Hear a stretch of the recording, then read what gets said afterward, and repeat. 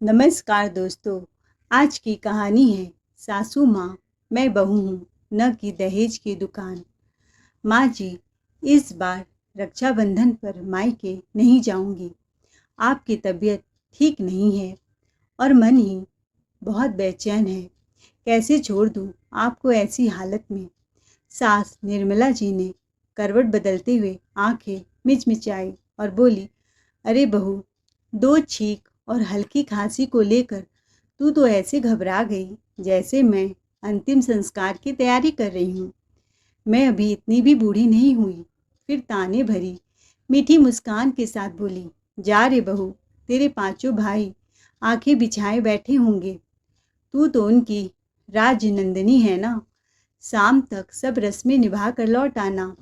आज शादी के 6 महीने बाद पहली बार तेरे भाई ने फ़ोन करके तुझे बुलाया है। तू नहीं जाएगी तो उन्हें बहुत बुरा लगेगा। फिर तीर छोड़ते हुए बोली, वैसे भी कल मेरी दोनों बेटियां राखी पर आ रही हैं। तू निश्चिंत होकर जा, मैं सारे काम कर लूँगी। लो नंदिनी, तुम मायके जा रही हो तो अपने बाजार से मैं राखी ले आया। तुम्हारे भाई बेसब्री से इंतजार कर रहे होंगे। और ये मिठाइयाँ भी लेते हुए जाना। तेरे मायके वालों को भी लगे कि बहन ससुराल से कुछ लेकर आई है। नंदिनी थोड़ा सक पका कर बोली, अरे इतना सब आप क्यों ले आए? मैं तो सोच रही थी इस बार न जाऊं, माँ जी की तबीयत। सासू माँ ने वही बात लपक ली, आंखें मटकटाते हुए ताना कसा। अब जब बेटा खुद मिठाई और राखी लेकर आ गया तो बहू को जाना ही पड़ेगा। और वैसे भी हम कोई मर्द थोड़े ही नहीं जा रहे हैं। हल्की सी खांसी ही है, फिर क्या था। नंदिनी अपने मायके राखी की सुबह सवेरे चली गई। दरअसल निर्मला जी को बहू के पांचों भाई की दरिया दिली की खबर कुछ ज़्यादा ही अच्छे से पता थी। जानती थी कि ये लोग बहन को खाली हाथ लौटाना पाप समझते हैं। इसीलिए सासू माँ की जिंदगी का एकमात्र मिशन बन चुका था किसी भी तरह बहू को मायके भेजना। कभी करवा चौथ का बहाना तो कभी माँ की तबीयत खराब का बहाना। मुंह पर कहती बहू, थोड़ा घूमा, मन बहल जाएगा। लेकिन अंदर ही अंदर हिसाब चल रहा होता। 2 साड़ी, एक मिठाई का डिब्बा, थोड़ा ड्राई फ्रूट्स और हाँ, इस बार सोने का पेंडेंट भी आ जाए तो क्या बात है। असल में तो हर त्यौहार, हर मौका सासू माँ के लिए ऑनलाइन शॉपिंग डिलीवरी डेट जैसा होता। फ़र्क बस इतना था कि डिलीवरी बहू के हाथ होती और पेमेंट भाई लोग करते थे। दरअसल नंदिनी की सास निर्मला देवी कोई साधारण सास नहीं थी। वो थी पूरी साजिश की फैक्ट्री। दिल में मोहब्बत कम और हिसाब किताब ज़्यादा चलती थी। उन्हें खूब पता था कि नंदिनी ने अपनी अमीर शाही ज़िंदगी छोड़कर उनके बेटे सूरज जैसे मध्यम वर्गीय लड़के से प्यार में भागकर शादी की थी। बिना एक गहना, बिना 1 रुपए दहेज लाए। बस यही बात निर्मला जी की आत्मा में खटकती थी। ना दहेज, ना दिखावा। पर अब तो बहू फंस चुकी है। चलो अब राखी तिहार के बहाने ही तोहफों की भरपाई कर लूँगी।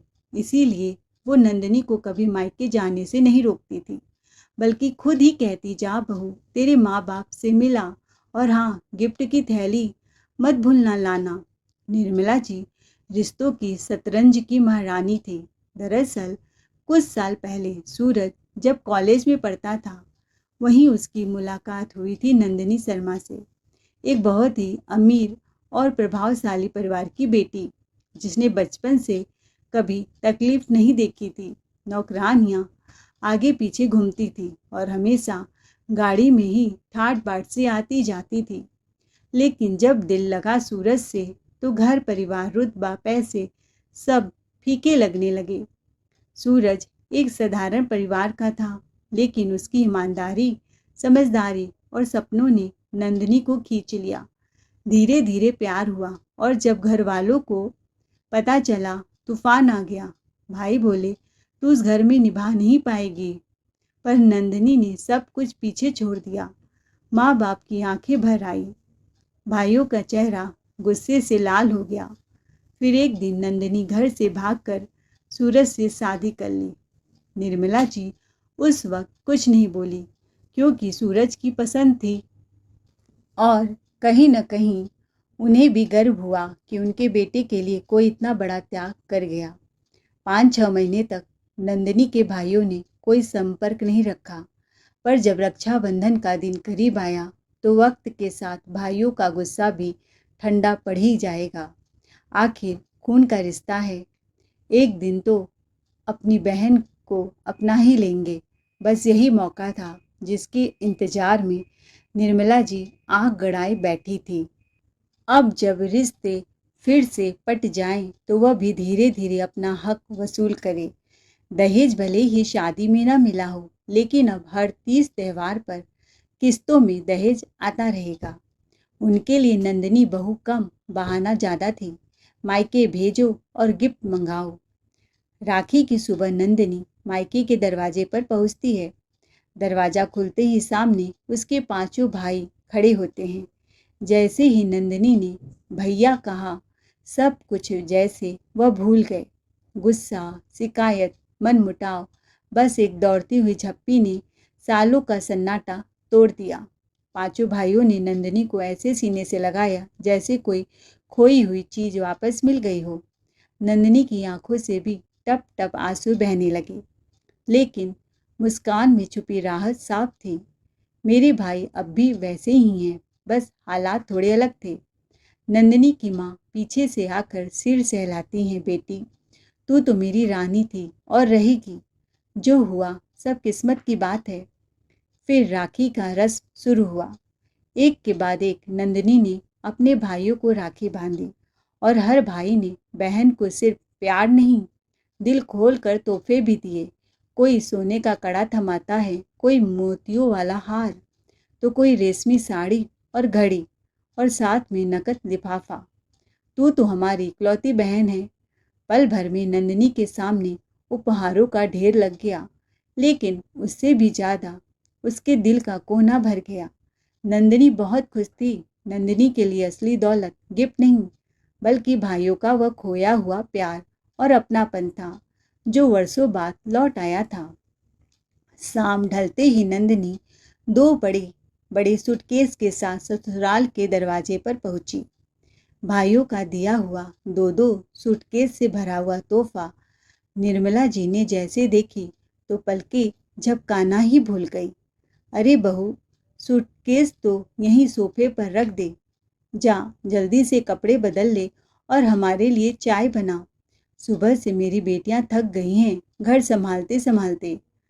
नंदिनी ने मुस्कुरा कर कहा, जी माँ जी, मैं अभी बनाती हूँ। और वो बिना कोई बहस किए हल्के कदमों से किचन की तरफ बढ़ गई।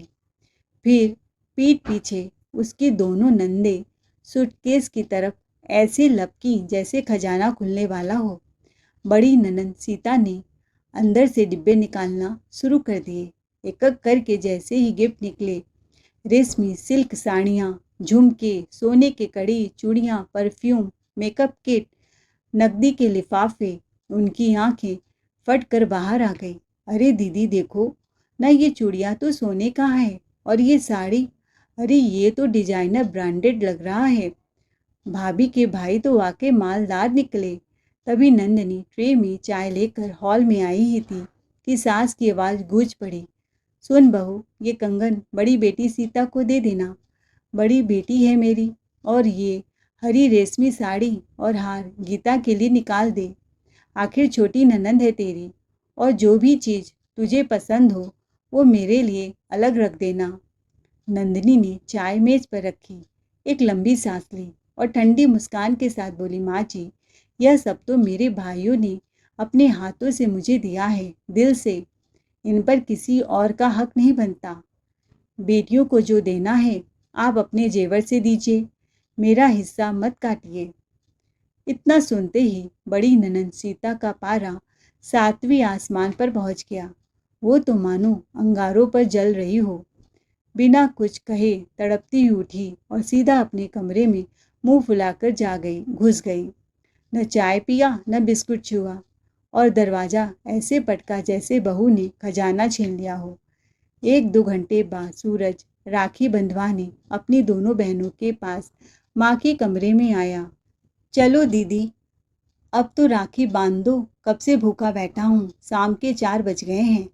निर्मला जी ने पान छोड़ते हुए भारी आवाज में कहा, बेटा, क्या तेरी बीबी के कंगन झुमके मेरी बेटी की भावनाओं से भी ज़्यादा कीमती हो गए हैं? तू जानता है सीता कितनी कोमल दिल की है, कोई उसे मना कर दे तो वो बात सीधा उसके दिल में जा चुभती है। उन्होंने नाक पर चश्मा चढ़ाते हुए ताना मारा। उसने क्या मांगा था? एक कंगन, वो भी अपनापन समझ के। लेकिन तेरी बीबी ने तो जैसे तीर चला दिया, न लिहाज न लहजा, बिना पलक झपकाए ना कह दिया, जैसे भीख मांग ली हो सीता ने। फिर आह भरते हुए बोली, अब देख ली अंजाम, मेरी मासूम सी फूल सी बेटी गुस्से में है।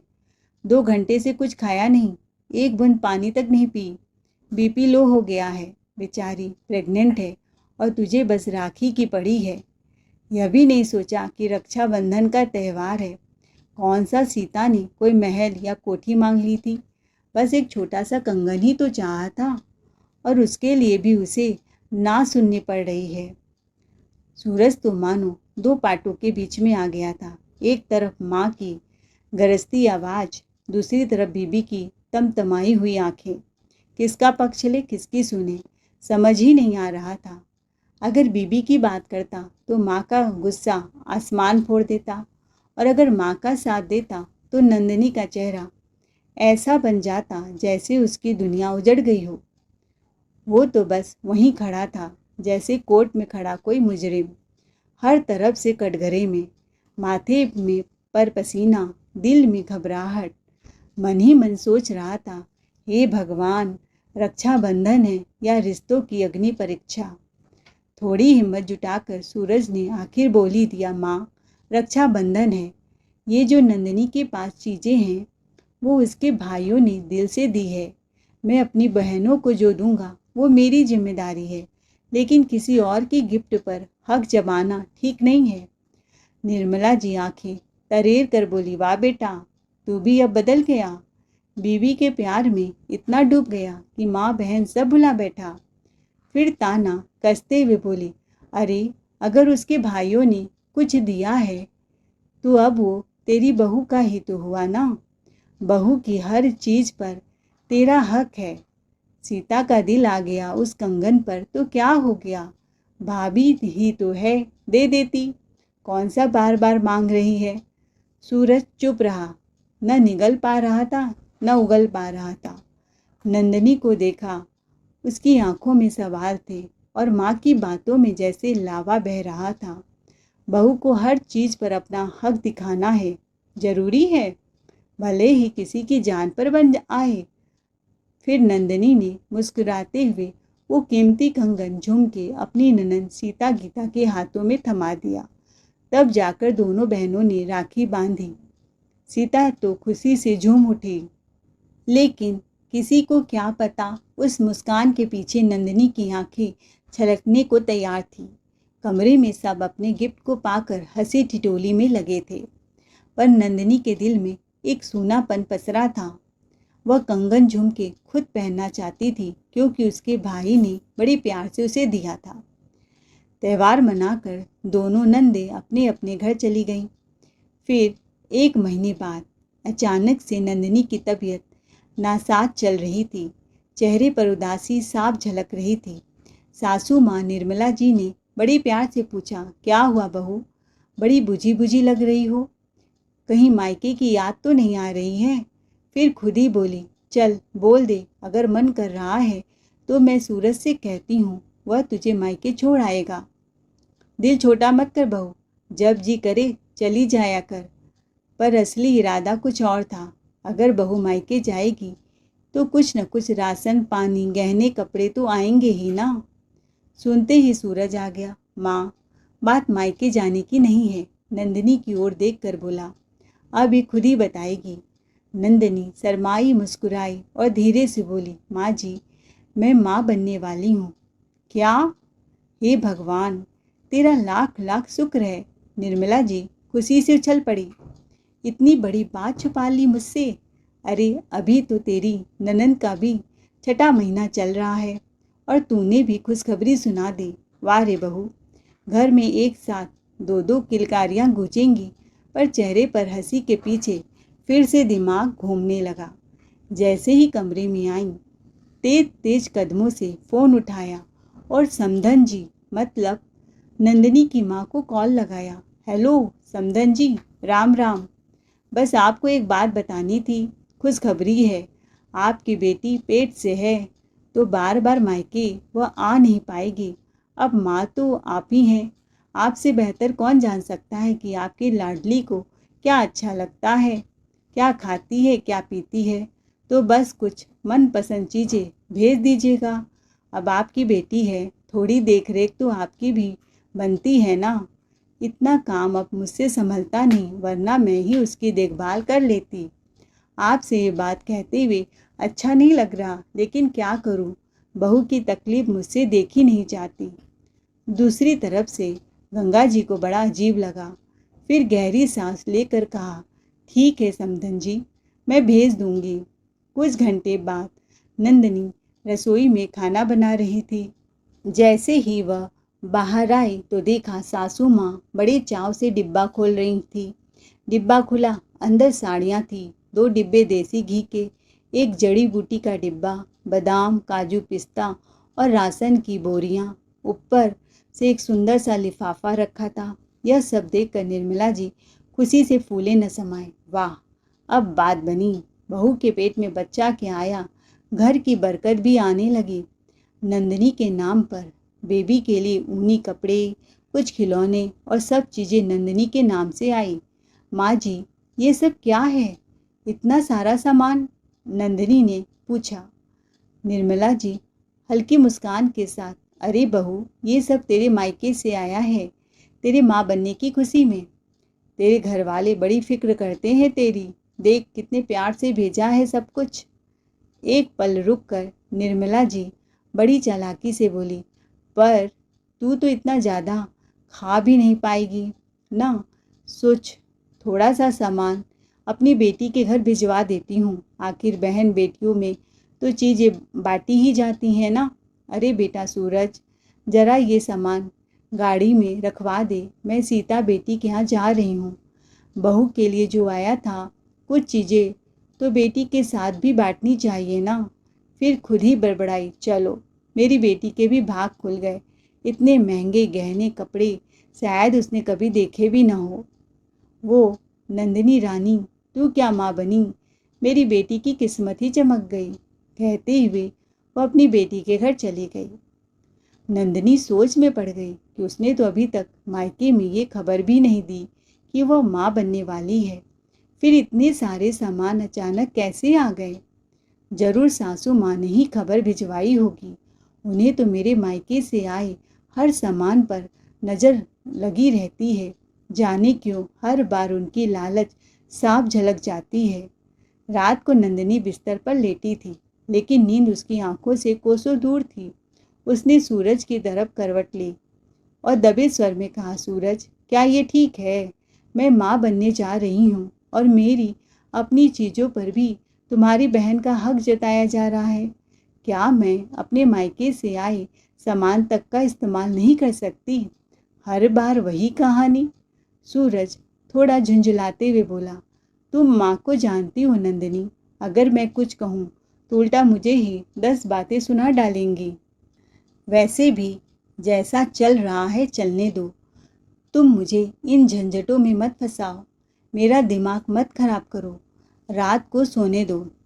1 हफ्ते बाद निर्मला जी अपने कमरे में बैठी थी कि तभी मोबाइल बजा। सीता बिटिया का फ़ोन आया था। माँ, आजकल कुछ काम नहीं होते मुझसे, इतना बड़ा परिवार है, थक जाती हूँ सब संभाल संभाल के। तेरे दामाद जी तो ऐसे हैं कि एक नौकरानी तक नहीं रखते। पता है ना माँ, घर की आर्थिक हालत कैसी है। निर्मला जी की ममता फौरन जाग गई। अरे मेरी बच्ची, तू चिंता मत कर, तेरी माँ अभी कुछ जुगाड़ करती है। निर्मला जी बहुत सोच में डूबी थी। फ़ोन रखते ही उनका दिमाग घनघना उठा। क्यों न इस बार भी नंदिनी के मायके को काम में लिया जाए। उन्होंने तुरंत फ़ोन मिलाया नंदिनी के बड़े भैया को। नमस्कार समधी जी, एक बात कहनी थी। आपकी बहन नंदिनी इन दिनों बड़ी थकी थकी सी रहती है। उसका काम करने का बिल्कुल मन नहीं करता, खूब उल्टियाँ होती हैं। मैंने तो खुद उससे कहा था कि चलो एक नौकरानी रख लेते हैं, वो तुम्हारा हाथ बटा देगी, पर शायद पैसों की तंगी की वजह से उसने साफ इनकार कर दिया। अब समझ में नहीं आ रहा है क्या करूं। मन तो बहुत भारी हो रहा है। आप ही कोई रास्ता बताइए जो सबके लिए ठीक हो। नंदिनी के भैया घबराते हुए बोले, क्या? मेरी बहन तकलीफ में है। हम कल ही एक काम वाली भेज देते हैं जो नंदिनी की मदद कर देगी। पर पैसों की चिंता मत करिए आप, हम पैसा उसे दे देंगे।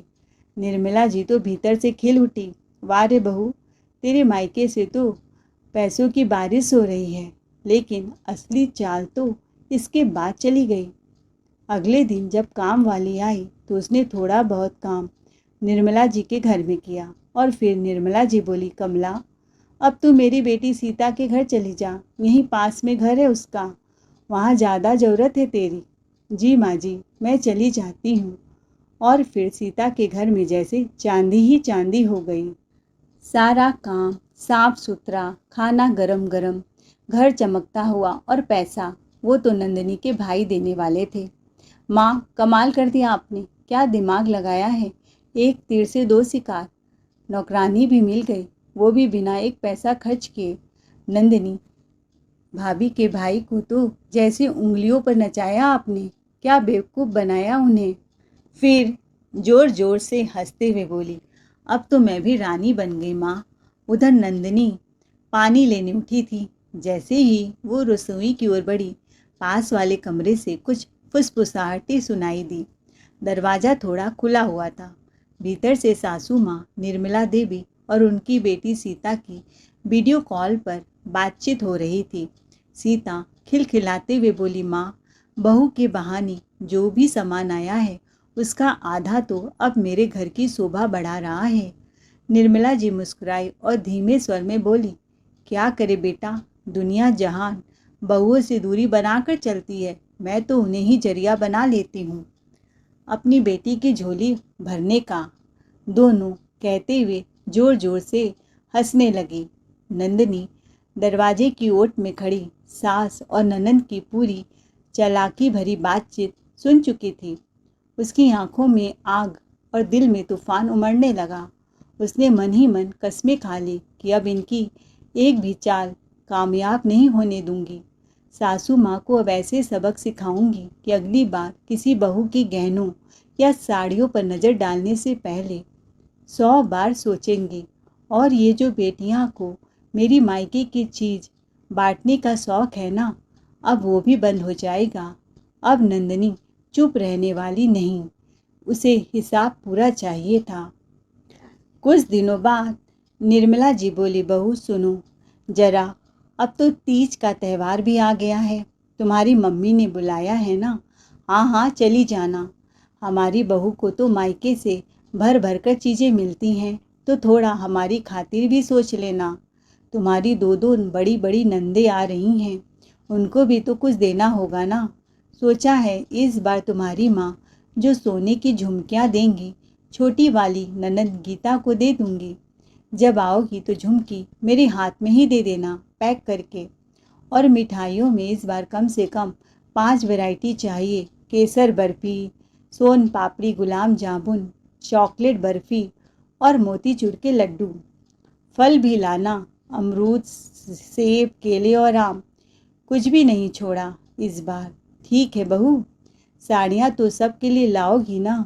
यह सुनकर नंदिनी के कानों में जैसे गरम तेल डाल दिया गया हो। उसके भीतर गुस्से की लहर हिलोरे मारने लगी। वह मन ही मन बुदबुदाई, इस बार सासू माँ को ऐसा जवाब दूंगी कि इनके नंदों की मिठाइयों की मिठास भी कड़वी हो जाएगी। झुमकी तो छोड़िए, अब घर में मुझसे कुछ मांगने की हिम्मत नहीं होगी। हर बार मुझे दहेज की दुकान समझ लिया जाता है। अब की बार तो नंदिनी मायके जाएगी, बहू बनकर नहीं, शेरनी बनकर। और जब लौटेगी तो घर की हवा बदल देगी। एक हफ्ते बाद नंदिनी जब अपने ससुराल लौटी तो उसके साथ बड़े बड़े चमचमाते डिब्बे और गिफ्ट के थैले देखकर निर्मला जी की आंखें चमक उठी। मन ही मन बोली, आज तो मज़ा आ गया। तभी दोनों नंदे सीता और गीता भी हड़बड़ाती हुई आ पहुंची। भाभी आ गई, भाभी आ गई, मेरी प्यारी भाभी, क्या लाई हो, देखो तो।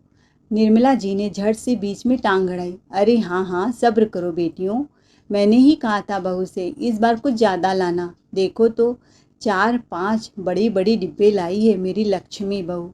जैसे ही पहला डिब्बा खोला गया पूरे घर में सन्नाटा छा गया। आंखें फटी की फटी रह गई। 100 रुपए की पतली सी रद्दी साड़ियाँ, फुटपाथ की 20 रुपए की मोती की माला, मिठाइयाँ तो कब की बासी हो चुकी थी और फलों में तो ऐसे केले पके थे जैसे सब्जी वाले भी लेने से मना कर दे। और रही बात सोने की झुमकी की, वो थी बस 50 रुपए वाली फुटपाथ की झुमकी, वो भी गोल्डन चमक में सजी हुई। निर्मला जी का तो खून खौल उठा। बहू, तुम्हारे मायके का टेस्ट ऐसा है, ये क्या भेजा है तुम्हारी माँ और भाइयों ने, सर्व नहीं आई। नंदिनी मुस्कुरा कर बोली, माँ जी, जो मेरे भाइयों ने दिया वो ले आई। अब हर बार तोहफों की गाड़ी नहीं चलेगी। और दीदी लोग, ये साड़ियाँ, ये मिठाइयाँ और ये झुमकियाँ सब आपके लिए ही लाई हूँ दिल से, अब मना मत करिएगा। सीता बोली, भाभी, ये झुमकी, ये मिठाई मुझे नहीं चाहिए, ये थर्ड क्लास चीज़ें। नंदिनी मुस्कुरा कर बोली, नहीं दीदी, आपको ज़रूर लेनी चाहिए, नहीं तो आपका बीपी लो हो जाएगा और चक्कर खाकर गिर जाएंगे। आप तो प्रेग्नेंट भी हैं ना। भाभी, मुझे साड़ी नहीं चाहिए, मेरा सिर दुख रहा है। नंदिनी चुटकी लेते हुए बोली, तो दीदी, इस साड़ी को तकिया बना लीजिए, बड़ा आराम मिलेगा। सास नंदे बौखला कर रह गई, क्योंकि अब नंदिनी वही बहू नहीं रही थी। अब वो चाल समझने वाली और जवाब देने वाली बन चुकी थी। इतने में घर की नौकरानी भी आ धमकी और गुस्से में बोली, मालकिन, मेरी सैलरी दीजिए। पर तुम यहाँ क्यों आई हो, बहू के मायके से पैसा मिलेगा ना, उसके भाइयों ने कहा था, लेकिन उधर से तो कब का काम से निकाल दिया गया मुझे। अब आप ही दीजिए, नहीं तो पूरे मोहल्ले को चिल्ला चिल्ला कर जमा कर लूँगी यहाँ। काम करवा के पैसे दबा लिए गरीब के। निर्मला जी के तो जैसे सांस ही अटक गई, चेहरे का रंग उड़ गया। बोली, ठहरो, मैं देती हूँ। झटपट 3 महीने की सैलरी यानी पूरे 25,000 रुपये गिनकर नौकरानी के हाथ में थमा दिए। दिल ही दिल में बड़बड़ाई, हे भगवान, ये बहू तो सब पर भारी पड़ गई। और दूसरी तरफ नंदिनी के चेहरे पर थी एक तृप्त मुस्कान, जैसे सालों का हिसाब चुकता हुआ हो। दरअसल बात यह थी, जैसे ही नंदिनी अपने मायके पहुंची तो उसने भाइयों को पूरी राम कथा सुनाई। सासू माँ की हर लालच, नंदों की हक जताती बातें और हर त्यौहार पर मिलने वाली गहनों की मांग की लिस्ट। भाइयों का यह सब सुनकर खून खौल उठा। उन्होंने कहा, अब से बहन को तोहफा नहीं, साजिश का जवाब मिलेगा। और उन्होंने सामान देने की बजाय सीधे नंदिनी के अकाउंट में पैसे ट्रांसफ़र कर दिए। तेरी मर्जी, जो चाहे कर। नंदिनी ने कमाल की चाल चली। फुटपाथ की रद्दी साड़ी और सब चीज़ें खरीद ली। 100 रुपए की साड़ियाँ, सड़े हुए फल, बासी मिठाइयाँ और झुमके तो ऐसे जैसे मेले में फ्री में मिलते हों। सब कुछ बढ़िया से पैक करवा लिया ताकि देखने में लगे लक्ष्मी भंडार, और खोलते ही निकले सस्ती मंडी। इतना ही नहीं, काम वाली को भी अपने खेमे में मिला लिया। उसे समझाया, अब से सैलरी मांगनी है तो मेरी सास से मांगना, और हाँ, ज़रा तेवर में रहना। काम वाली भी नाटक में एक्टिव हो गई, डायलॉग और ड्रामा दोनों में नंबर 1। अब नंदिनी हर बार यही करती, मायके से चुपचाप पैसे लेती और सासू माँ के लालची सपनों पर ठंडा पानी डालती। कुछ महीनों में निर्मला जी को अच्छे से समझ में आ गया कि बहू के मायके से अब सोना नहीं, झटका ही मिलेगा। उन्होंने मायकों की चीज़ों पर नज़र डालना ही छोड़ दिया। अब जब भी तीज त्यौहार आता, सासू माँ खुद कहती, बहू इस बार रहने दो, हमें कुछ नहीं चाहिए, तुम्हारा होना ही बहुत है। और नंदिनी मन ही मन मुस्कुराती, अब समझ आई न सासू माँ, बहू कोई गिफ्ट पैकेट नहीं, पूरा प्लानिंग डिपार्टमेंट होती है। दोस्तों, आपको हमारी आज की कहानी कैसी लगी? नंदिनी का जवाब कैसा लगा? कमेंट में ज़रूर बताएं। कहानी अच्छी लगी हो तो चैनल को लाइक शेयर सब्सक्राइब ज़रूर करें। Thanks for watching A R के वॉइस।